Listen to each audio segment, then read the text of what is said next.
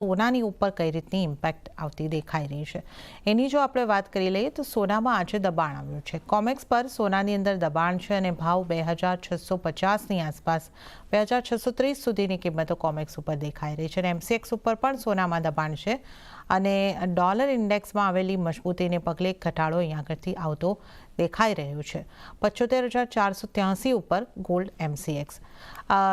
જીગરજી, સોનાને અહીંયા આગળથી કઈ રીતે જોવું જોઈએ? સોનામાં અત્યારે જે થોડું એવું દબાણ બનતું દેખાઈ રહ્યું છે, કયા રીઝન્સ એની પાછળ તમે કારણભૂત માની રહ્યા છો અને આગળ સોનામાં કઈ રીતની સ્ટ્રેટેજી રાખવી જોઈએ? કરેક્ટ. સૌપ્રથમ તો હું અહીંયા એક વાત કરી દઉં કે સોના અને ચાંદીમાં એમસીએક્સના જે લેવલ્સ છે એ હું ફેબ્રુઆરી અને માર્ચને આપીશ, કારણ કે નિયર મંથ ડિસેમ્બર બંને સ્ટેગર્ડમાં જતા રહ્યા છે. સોનાની પહેલા વાત કરીએ તો 3% ઘટાડો તો આપણે ઓલરેડી આ વીકમાં જોઈ લીધો. મંડે બહુ સારો એવો ઘટાડો આવ્યો હતો, કારણ કે ઇઝરાયલ અને હિઝબુલ્લા વચ્ચે જે સીઝ ફાયરનું ડિક્લેરેશન થયું હતું વાયા યુએસ, સો જેને કારણે માર્કેટમાં સેન્ટિમેન્ટ સારું થયું હતું. સેફ હેવન બાઇંગ જે છે એ ઘટી ગયું અને પ્રોફિટ બુકિંગ પણ આપણે જોયું હતું. 2600ની આસપાસના ભાવ ત્યારે આપણે જોયા હતા. હવે સ્ટેબલ થયું છે માર્કેટ 2630ની આસપાસ.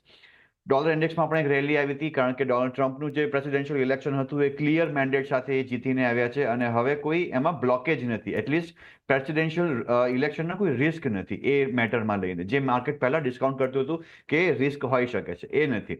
ડોલર ઇન્ડેક્સની સાથે જો ઇકોનોમિક ડેટા આપણે જોઈએ તો ડેટા પણ ડોલર ફ્રેન્ડલી આવ્યા. ગઈકાલે કોર પીસીઈ ઇન્ડેક્સ 2.8 આવ્યું યુએસનું, સ્લાઇટલી વધીને આવ્યું 2.7થી. થોડું એ વરીસમ છે, બટ ઓવરઓલ માર્કેટ અત્યારે એના ઉપર ફોકસ છે કે ડિસેમ્બરની 18મીએ જે ફેડની મિટિંગ આવશે ત્યારે ઇન્ટરેસ્ટ રેટ કટ આવશે કે કેમ. According to CME Fed watch tool 66% chance છે કે એકવાર 25 બેઝિસ પોઈન્ટ કટ આવી જશે. અને ત્યારબાદ માર્કેટનો શું રવૈયો રહેશે, ફેડનો શું રવૈયો રહેશે, એના માટે થઈને ડિસેમ્બરમાં જે ડોટ ચાર્ટ આવશે એ બહુ ઇમ્પોર્ટન્ટ છે. એ માર્કેટ એના માટે એકવાર વેઇટ કરી રહ્યું છે. સો ઓવરઓલ અત્યારે મને સેન્ટિમેન્ટ ગોલ્ડ અને સિલ્વરમાં બેરિશ જ લાગે છે. ગોલ્ડનો જે અત્યારે કરેક્શન આવ્યું છે 76,366નો ભાવ છે ફેબ્રુઆરી કોન્ટ્રાક્ટનો. મને લાગે છે કોઈ પણ ઉછાળે અહીંયા વેચીને કામ કરી શકાય. 76,450ના સ્ટોપ લોસથી 76,150ના ટાર્ગેટ માટે. ઓકે, તો 76,150ના ટાર્ગેટને તમારે સોના માટે અહીંયા આગળથી ધ્યાનમાં રાખવાનો રહેશે. તો સોનામાં અહીંયા આગળથી આપણે જે રીતે જો વાત કરી 76,150 સુધીના સ્તર આપણને બંધા દેખાઈ શકે છે. તો આપણે સોનાની અહીંયા આગળથી વાત કરી. હવે જો ચાંદીની પણ વાત કરી લઈએ તો ચાંદીમાં પણ આજે દબાણ છે અને ચાંદીમાં ગઈકાલે 1% જેટલો ઘટાડો આવતો દેખાયો હતો. ભાવ $30ની નીચે પહોંચતા દેખાય છે. જોકે હજુ પણ 0.5% જેવું દબાણ છે, પરંતુ ભાવ ફરી પાછા $30ની આસપાસ પહોંચતા આપણને દેખાઈ રહ્યા છે. 29.86 ઉપર અત્યારે આપણે ઇન્ટરનેશનલ માર્કેટમાં ચાંદી જોઈ શકીએ છીએ અને એમસીએક્સ ઉપર 86,995ની આસપાસ. જતીનજી, ચાંદીને તમે કઈ રીતે જોઈ રહ્યા છો? જે રીતે ચાંદીની મુવમેન્ટમાં પણ આપણને થોડો દબાણ તરફનો વ્યૂ બનતો આજના દિવસે દેખાઈ રહ્યો છે, માહોલ બનતો દેખાઈ રહ્યો છે. કઈ રીતની ચાંદીમાં આપની સલાહ રહેશે?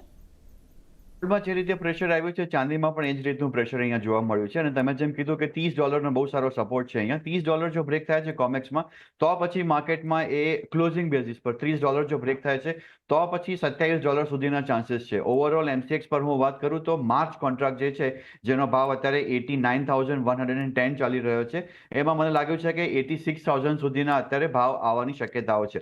સો ગોલ્ડની જેમ ચાંદીમાં પણ અહીંયા જે એક સેફ હેવન બાઇંગ જે કહેવાય, આઈ શેર સિલ્વર ટ્રસ્ટ, એમાં પણ એકવાર લિક્વિડેશન જોવા મળ્યું છે. સો ઓવરઓલ સેન્ટિમેન્ટ ચાંદીમાં પણ વેચવાનું જ અહીંયા બની રહ્યું છે. One can go short in silver also. March contract 89,110નો ચાલી રહ્યો છે. 89,350નો સ્ટોપ લોસ રાખીને 88,600 માટે 1 કે 2 દિવસ માટે ચાંદીમાં પણ વેચીને કામ કરી શકાય. ઓકે, ચાંદીમાં પણ વેચવાની સલાહ અને ચાંદીમાં નીચેની તરફના ટાર્ગેટ જો છે એ તમને બનતા દેખાઈ શકે છે 88,600ના.